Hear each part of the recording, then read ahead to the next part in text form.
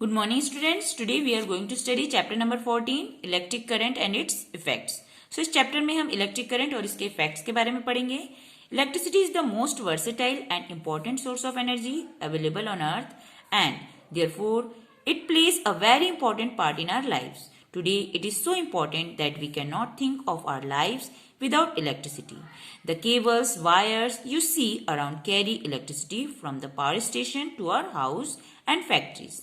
तो electricity energy का एक क्या है इंपॉर्टेंट सोर्स है और हम इसके बिना अपने जीवन की कल्पना नहीं कर सकते, तो इसलिए ये हमारे लिए बहुत ही इंपॉर्टेंट है. आपको पता है इलेक्ट्रिसिटी आपके घरों तक कैसे पहुंचती है? केबल्स और वायर्स के थ्रू. कहां से? पावर स्टेशन से.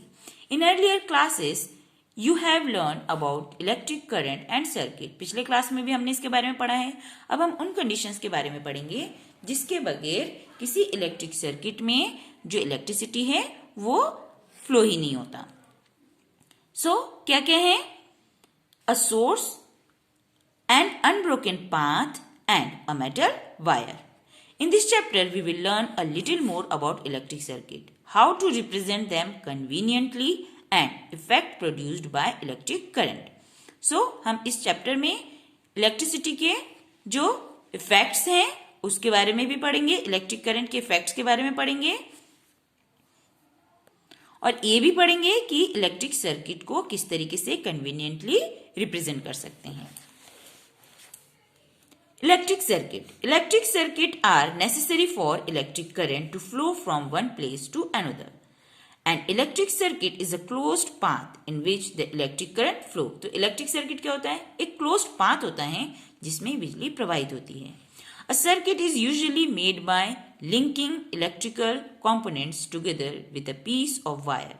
तो सर्किट में जो उसके कंपोनेंट्स रहते हैं वो किसके थ्रू अटैच रहते हैं एक दूसरे से? वायर के through. The components such as cell, bulbs, wires, switches, etc. are called elements of an electric circuit. तो आपको पता ही है सर्किट में ये सारी चीजें लगी होती हैं, इसी से सर्किट कंप्लीट होता है, इसीलिए ये सर्किट के एलिमेंट्स कहलाते हैं. Such element of an electrical circuit can be described by its symbol. और इनको सिंबल्स के थ्रू भी डिस्क्राइब किया जा सकता है. Using these symbols, the circuit diagram for the circuit can be drawn. उसी के द्वारा, उन सिंबल्स के द्वारा ही आप सर्किट के डायग्राम को ड्रॉ करते हैं. The important points to remember while drawing a circuit diagram are. कुछ चीजें हैं जिसको आपको डायग्राम को ड्रॉ करते समय ध्यान रखना है. There should be a source that is one or more electric cells. तो आपको ध्यान रखना है कि बिजली का सोर्स क्या है, वो क्या है? एक या एक से ज्यादा इलेक्ट्रिक सेल्स हो सकते हैं. नेक्स्ट है the wire should not have any discontinuity. तो वायर कहीं से भी कटा नहीं होना चाहिए, तो ही आपका सर्किट कंप्लीट होगा. नेक्स्ट है close circuit and open circuit. The circuit in which electric current flows from the positive terminal of a battery to the negative terminal through all the components in the circuit is called closed circuit. तो circuit क्या है? जिसके अंदर बिजली जो है वो positive terminal से होते हुए बैटरी के नेगेटिव टर्मिनल में फ्लो होती है. ठीक है, सो इसे क्या कहते हैं? क्लोज सर्किट कहते हैं. अब हम कुछ उसके जो कंपोनेंट्स है उसके बारे में भी देख लेते हैं और उनके सिंबल्स को भी देख लेते हैं. इलेक्ट्रिक सेल, ये फिगर है इलेक्ट्रिक सेल का और उसका सिंबल कैसा होगा? इस तरीके से डायग्राम में आप सेल को इस सिंबल से शो करेंगे. नेक्स्ट है बैटरी. बैटरी का सिंबल कैसा होगा? या तो इस तरीके से या तो इस तरीके से, दोनों में से कोई भी सिंबल यूज होगा, दैट मीन्स वो क्या है? बैटरी. नेक्स्ट है इलेक्ट्रिक बल्ब. बल्ब के सिंबल को कुछ इस तरीके से शो किया जाता है. नेक्स्ट है कनेक्टिंग वायर और वायर का सिंबल क्या है? इस तरीके से. नेक्स्ट है वायर्स कनेक्टेड टुगेदर. जब वायर एक साथ कनेक्ट होते हैं किसी भी पॉइंट में तो वो इस तरीके के सिंबल से शो किए जाते हैं. अगर स्विच ऑफ है तो उसका सिंबल इस तरीके से होगा और अगर स्विच ऑन है तो उसका सिंबल इस तरीके से होगा. और इलेक्ट्रिक फ्यूज जो है उसका सिंबल या फिर इस तरीके से बना सकते हैं या तो ऐसा भी बना सकते हैं. For an electric circuit to be completed, every part of it must be made of conductor. तो इलेक्ट्रिक सर्किट बनाने के लिए जरूरी है कि इसके हर पार्ट जो है किससे बना हो, कंडक्टर से बना हो।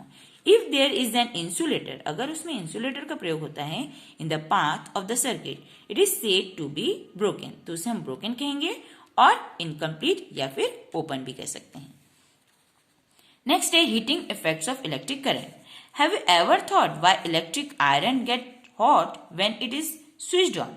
जब हम प्रेस को, जिसे कि हम आयरन भी कहते हैं, इलेक्ट्रिक आयरन कहते हैं, जब उसको हम प्लग में लगाते हैं सो कुछ देर बाद आपका आयरन गर्म हो जाता है।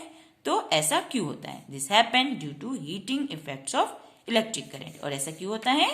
बिजली के हीटिंग इफेक्ट्स के कारण। When electric current flows through a resistor such as a heating coil of nichrome wire, it gets heated up. तो निक्रोम वायर किस में रहता है? आयरन के अंदर फिट रहता है। बिजली जब उसमें से प्रवाहित होती है तो वो गर्म हो जाती है। The generation production of heat in a resistor or conductor when electricity passes through it is called heating effect of electricity. तो इस प्रक्रिया को हम क्या कहते हैं? Heating effect of electricity. When electricity is passed through a conductor, a part of it converted into heat energy. जब electricity किसी कंडक्टर से पास होती है तो वो किस में कन्वर्ट हो जाती है? हीट एनर्जी में। The heat produce depend on, और हीट का प्रोड्यूस होना किस पे डिपेंड करता है? द करंट, जो कि नंबर ऑफ सेल, कि आपने कितने सेल्स का इस्तेमाल किया है। द मटेरियल ऑफ वायर, आपने किस तरीके का वायर लिया है, वो किस मटेरियल का बना है। The time for which the current is passed, और कितने समय तक उसमें से करंट पास हो रहा है। अब इस चैप्टर के जो आगे का हिस्सा है वो हम नेक्स्ट पीरियड में पढ़ेंगे।